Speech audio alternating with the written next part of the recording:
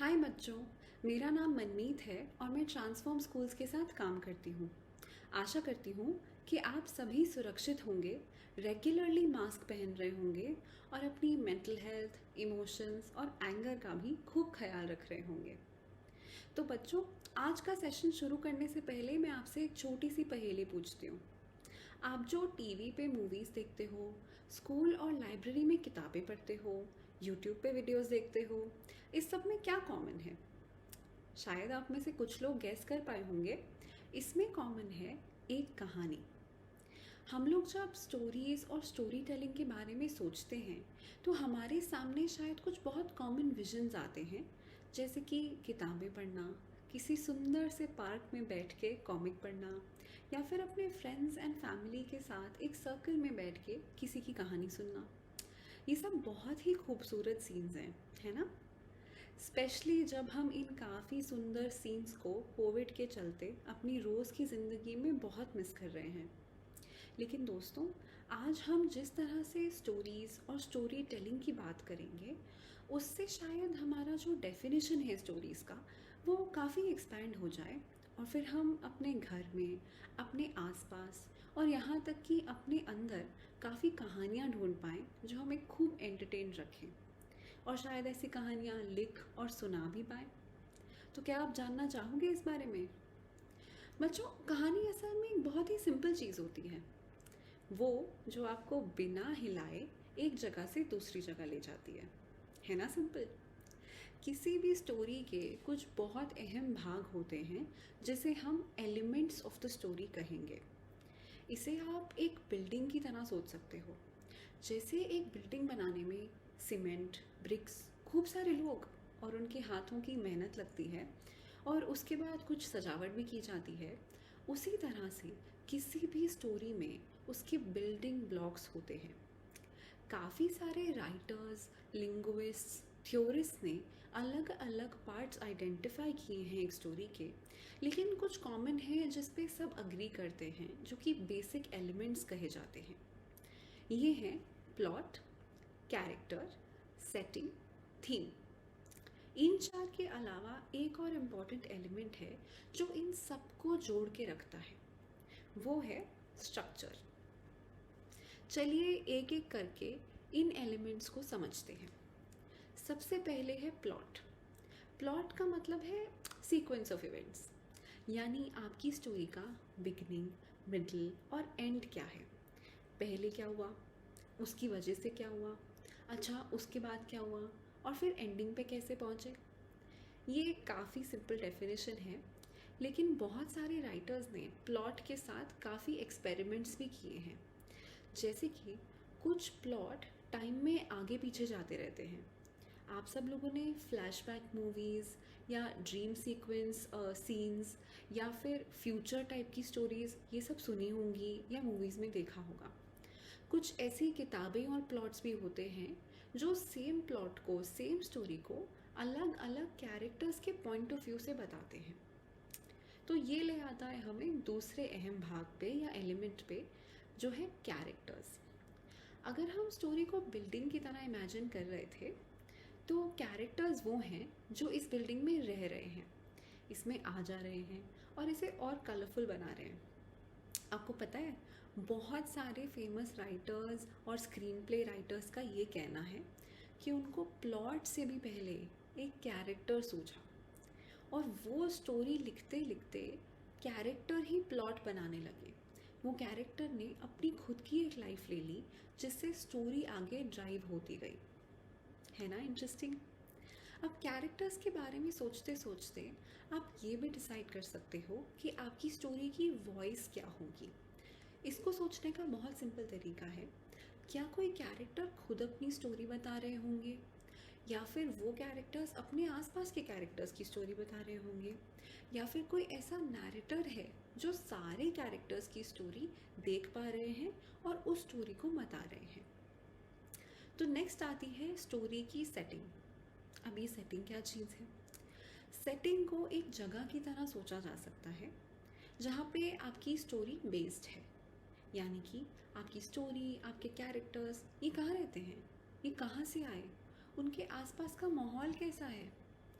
अभी आपको ऐसा लग सकता है कि सेटिंग तो फिर बहुत ही माइनर चीज़ है, लेकिन यकीन मानिए कुछ बहुत ही फैसिनेटिंग स्टोरीज़ किसी जगह पे बेस्ड होती हैं पूरी तरह से। इमेजिन कीजिए कोई बड़ा सा बंगलो जो एकदम खाली हो, या एक बड़े से पेड़ के नीचे बैठे हुए 4 लोग, या फिर एक वरांडा जिसमें 3 पौधे और एक झूला है, या एक बड़ा सा शहर जिसमें एक बहुत बड़ा चौराहा या चौक है। आपको नहीं लगता कि इन सब जगह की कहानियाँ बहुत ही अलग अलग होंगी? एक एक्सपेरिमेंट करके देखते हैं। आप कोई भी एक कैरेक्टर अपने मन में सोच लीजिए और उसे इन सारी अलग अलग जगह पर इमेजिन कीजिए। क्या उसकी कहानी इन जगह के हिसाब से बदलेगी? अब चलते हैं अपने अगले एलिमेंट पे, यानी कि थीम। थीम एक थोड़ा सा ब्रॉड कॉन्सेप्ट है। ये बेसिकली हमारे स्टोरी का ओवरऑल मैसेज या कॉमन थ्रेड गिना जा सकता है। आपकी स्टोरी क्या कहना चाहती है, वो किस बारे में है? क्या वो किसी फैमिली के बारे में है? क्या वो किसी जगह के बारे में है? क्या वो दोस्ती के बारे में है? क्या वो कोविड-19 के बारे में है? क्या वो मेहनत के बारे में है? अब आ जाते हैं अपनी फाइनल एलिमेंट पे, जिसको कहते हैं स्ट्रक्चर, जो इन सारे के सारे एलिमेंट्स को इकट्ठा लेकर आता है। अब दोस्तों, आप सोच रहे होंगे कि प्लॉट और स्ट्रक्चर में क्या फ़र्क है?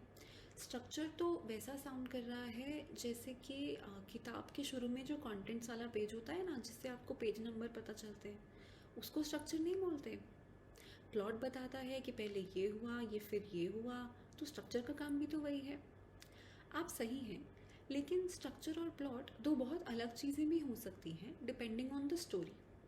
ये आपकी स्टोरी है, आप डिसाइड करेंगे कि प्लॉट के कौन से भाग में आप सबसे पहले कोई कैरेक्टर इंट्रोड्यूस करना चाहते हैं, या प्लॉट का कौन सा हिस्सा आप सबसे पहले लेके आना चाहते हैं। कैरेक्टर्स आप कौन से और कब इंट्रोड्यूस करना चाहते हैं, कौन से पॉइंट पे आप सेटिंग बदल देना चाहते हैं। अब स्ट्रक्चर के अंदर एक काफ़ी पॉपुलर स्टोरी आइडिया भी छुपा हुआ है। आप कभी किसी मूवी या स्टोरी को या किसी सीरीज़ के एपिसोड को एनालाइज करके देखना। बहुत सारी स्टोरीज़ में आपको दिखेगा कि पहले सेटिंग और कैरेक्टर को इंट्रोड्यूस किया जाता है, उनकी नॉर्मल लाइफ से आपको परिचित कराया जाता है। उसके बाद उन कैरेक्टर्स की लाइफ में कोई प्रॉब्लम होती है जिससे वो लड़ते हैं, उससे डिटर्मिनेशन से उसको फाइट करते हैं, उससे बाहर आते हैं, और फिर उनकी लाइफ वापस नॉर्मल हो जाती है। लेकिन हमने तो कहा था कि स्टोरी हमें एक जगह से दूसरी जगह पे लेके जाती है, तो कैरेक्टर वापस अपनी नॉर्मल लाइफ में क्यों आ जाते हैं? इसका बहुत सिंपल सा जवाब है। एक अच्छी स्टोरी की थीम, लेसन और कैरेक्टर्स ये इंश्योर करेंगे कि आप किसी भी कैरेक्टर और सिचुएशन को शुरू से लेके एंड तक सेम तरह से नहीं देखोगे।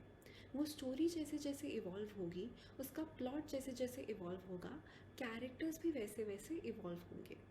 किसी भी मुश्किल या प्रॉब्लम से निपटने के बाद उस कैरेक्टर की ग्रोथ होगी, उनमें पर्सनल चेंजेस आएंगे, और जो पुरानी उनकी नॉर्मल लाइफ है उसे एक नया पर्सपेक्टिव मिलेगा।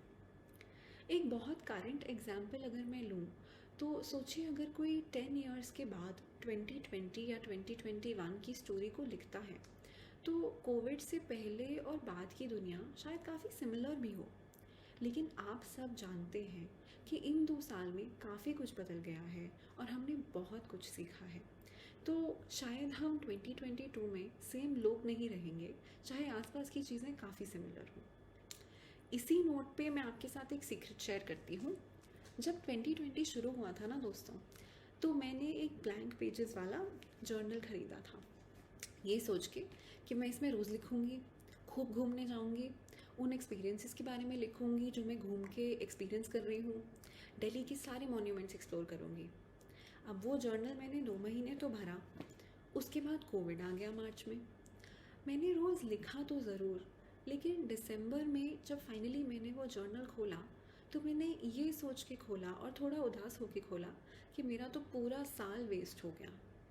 मैं 2021 को एक सिंगल आइडिया की तरह सोच रही थी, पर जब मैंने एक्चुअली अपना पूरा जर्नल पढ़ा, तो मुझे रियलाइज़ हुआ कि मैंने ऑलमोस्ट हर रोज़ कुछ नया किया है, या कुछ नया सीखा है, या कोई नई फीलिंग एक्सपीरियंस करी है, और हर महीने में चेंज हुई हूँ। और उस साल के एंड में तो मैं कोई और ही थी।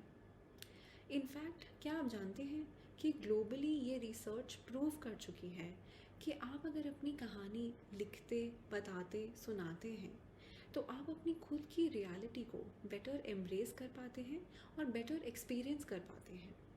इससे आपकी मेंटल हेल्थ और आपके इमोशंस ज़्यादा रेगुलेटेड रहते हैं। मतलब आप ऐसे समझ लीजिए कि अगर लाइफ के एक्सपीरियंसेस करना खाना खाने के बराबर है तो उनके बारे में बात करना, उनकी कहानी शेयर करना, उनके बारे में सुनाना और उनको इमेजिन करके किसी और पर्सपेक्टिव में देखना डाइजेशन की तरह है। तो अगर आपको ये आइडिया फैसिनेटिंग लगता है तो मेरे पास आपके लिए एक छोटा सा असाइनमेंट है। आज के सारे एलिमेंट्स ऑफ द स्टोरी और स्टोरी के महत्व, इम्पोर्टेंस को ध्यान में रखते हुए आप एक छोटा सा एक्टिविटी करने की कोशिश कीजिए।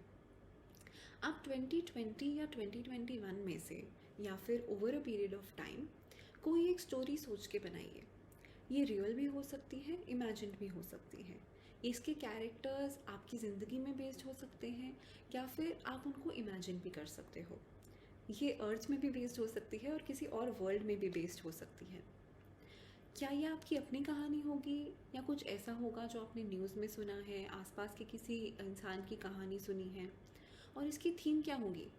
ज़रूरी नहीं है कि ये अगर 2020 या 2021 में बेस्ड है तो इसकी थीम कोविड ही होनी चाहिए। क्या आप इस असाइनमेंट के लिए एक्साइटेड हैं? अगर हाँ, तो आप इसे स्टोरी की तरह लिख सकते हैं, इसे नरेट करके वॉइस रिकॉर्डिंग कर सकते हैं या फिर इसका वीडियो भी रिकॉर्ड कर सकते हैं सुनाते हुए, जैसे कि मैं अभी आपसे बात कर रही हूँ। आप अपनी कहानियाँ अपने टीचर्स, फैमिली, फ्रेंड्स और अपने खुद के साथ ज़रूर शेयर करें। आई गारंटी यू कि आपको काफ़ी बेहतर लगेगा उन एक्सपीरियंसेस के बारे में जो आप शेयर कर रहे हैं, और आपको उन्हें बताते बताते, उन्हें शेयर करते करते उनके बारे में नए आइडियाज़ भी आएंगे और आप उनको नए पर्सपेक्टिव से देख पाओगे। तो आज के लिए इतना ही। आप अपना ध्यान रखिए और कहानियाँ सुनते सुनाते रहिए।